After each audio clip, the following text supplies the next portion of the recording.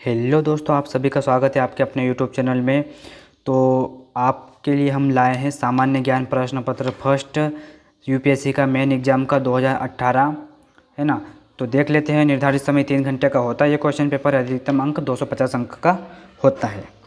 तो आपको हम इस क्वेश्चन पेपर के बारे में बताने से पहले ये ज़रूर बता देंगे, अगर आपके पास कोई सा क्वेश्चन पेपर नहीं है तो आप लोग हमें कमेंट बॉक्स में कमेंट भी कर सकते हैं। वो क्वेश्चन पेपर हम अपलोड आपके लिए कर देंगे। और जो भी क्वेश्चन पेपर आप लोगों को देखना है तो आप हमारा न्यूज़ जो भी है चैनल हमारा, इस चैनल पर जाकर आप देख सकते हैं। एक और हमारा चैनल है जिसके लिंक हम डिस्क्रिप्शन में दे देंगे। और टेलीग्राम से जुड़ सकते हैं आप लोग। टेलीग्राम के लिंक का भी आप लोगों को दे देंगे, जिसके जो कि आप लोगों के लिए को ये फ़ायदा होगा कि जो भी हमारे पीडीएफ बुक्स हैं वो आप लोग आसानी से प्राप्त कर सकते हैं। जैसे कि योजना कुरुक्षेत्र, क्रॉनिकल, विजन आईएएस या और जो भी है आप लोगों के लिए हेल्प के लिए वो हमने अपलोड कर दी है। तो हम आगे बढ़ते हैं। जो भी क्वेश्चन बताया गया है इसमें 2018 मेंस के फर्स्ट क्वेश्चन पेपर में, है ना।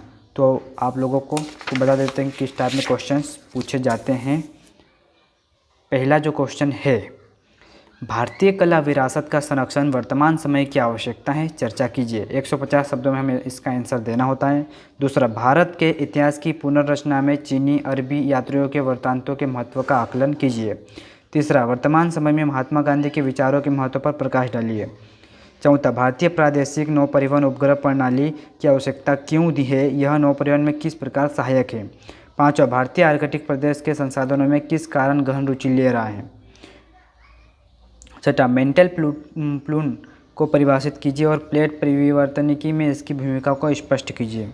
सातवां, समुद्री परिस्थिति पर मृत क्षेत्रों डेड जोन्स के विस्तार में क्या क्या परिणाम होते हैं, उत्तर दीजिए। ये भी 150 शब्दों में देना होता है।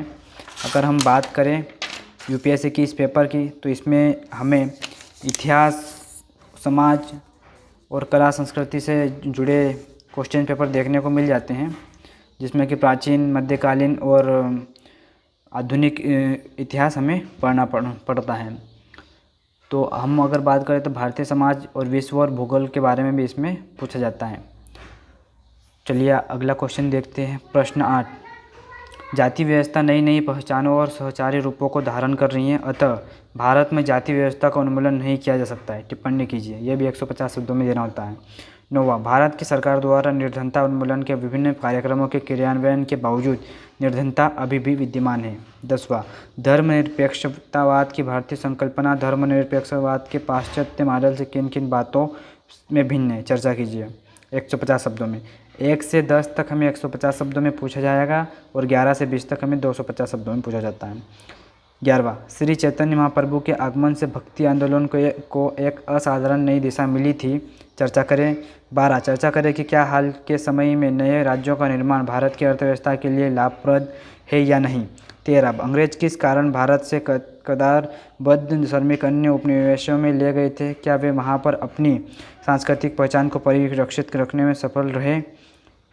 14, भारत में अवक्षयी डिप्लीटिंग भौम जल संसाधनों का आदर्श समाधान जल संरक्षण प्रणाली है, शहरी क्षेत्रों में इसको किस प्रकार प्रभावी बनाया जा सकता है। 250 शब्दों में हमें आंसर देना होता है। प्रश्न 15, नीली क्रांति को परिभाषित करते हुए भारत में मत्स्य पालन की समस्या और रणनीतियों को समझाइए। 16, भारत में औद्योगिक गलियारों का क्या महत्व है, औद्योगिक गलियारों को चिन्हित करते हुए उनके प्रमुख अभिलक्षणों को समझाइए।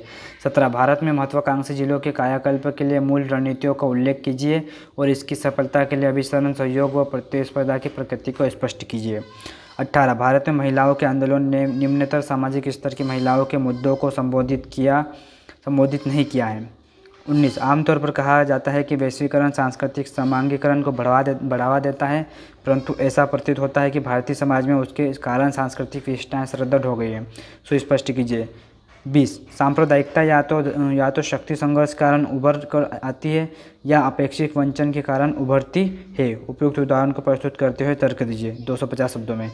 तो हमें फिलहाल तो यही पूछा गया है। 1 से 10 तक 250 शब्दों में 150 शब्दों में देना है और 11 से 20 तक हमें 250 शब्दों में देना होता है। तो दोस्तों ये जो क्वेश्चन पेपर हमने ज़रा जल्दीबाजी में आप लोगों को बता दिया है, ताकि और भी क्वेश्चन पेपर हमें अपलोड करने हैं। विद्यार्थियों ने बहुत से क्वेश्चन पेपर की डिमांड की है, तो हम उनके लिए क्वेश्चन पेपर बहुत सारे अपलोड करने वाले हैं। तो हमारे चैनल से बने रहिए, जुड़े रहिए, अपने दोस्तों को शेयर कीजिए, ग्रुप में शेयर कीजिए, जहाँ भी चाहिए जहाँ भी हो आप जुड़े हो वहाँ लिंक शेयर कीजिए और लोगों को बताइए क्वेश्चन पेपर, ताकि हमारे जो वीडियो बनाने का जो मकसद है वो पूरा हो सके और ज़्यादा से ज़्यादा लोगों तक ये क्वेश्चन पेपर जाने चाहिए। ओके दोस्तों, good luck, bye and take care.